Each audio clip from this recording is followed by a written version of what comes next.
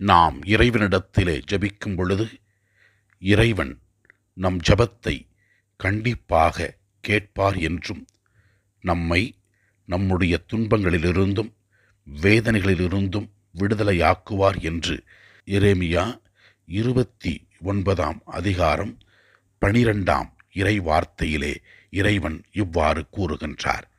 நீங்கள் என்னிடம் வந்து கூக்குரலிட்டு மன்றாடுவீர்கள், அப்பொழுது நான் உங்களுக்கு செவி சாய்ப்பேன் என்று இறைவன் நமக்கு வெளிப்படுத்துகின்றார்.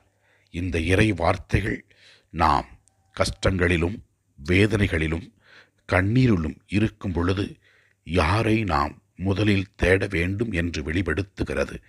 இந்த இறை வார்த்தையை முன்னிட்டு நம் கஷ்டங்கள், துன்பங்கள், வேதனைகள், கவலைகள் அனைத்தையும் ஆண்டவரிடத்தில் ஒப்பு கொடுத்து ஜெபிப்போம், மன்றாடுவோம்.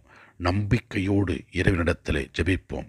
கண்டிப்பாக நம் கண்ணீர், கவலை, வேதனைகள் இவற்றையெல்லாம் இறைவன் தீர்த்து நாம் இந்த உலகத்தில் வாழும் பொழுது மகிழ்ச்சியாக வாழவும், நம்முடைய வாழ்வின் மூலமாக மற்றவர்கள் வாழ்வு பெறவும் இறைவன் உதவி செய்வார். நம்பி ஜெபிப்போம். இந்த இறை வார்த்தையை திரும்பி திரும்பி சொல்லி ஜெபிப்போம். இந்த இறை வார்த்தைகள் நமக்கு விடுதலையும் மகிழ்ச்சியையும் கொடுக்கும்.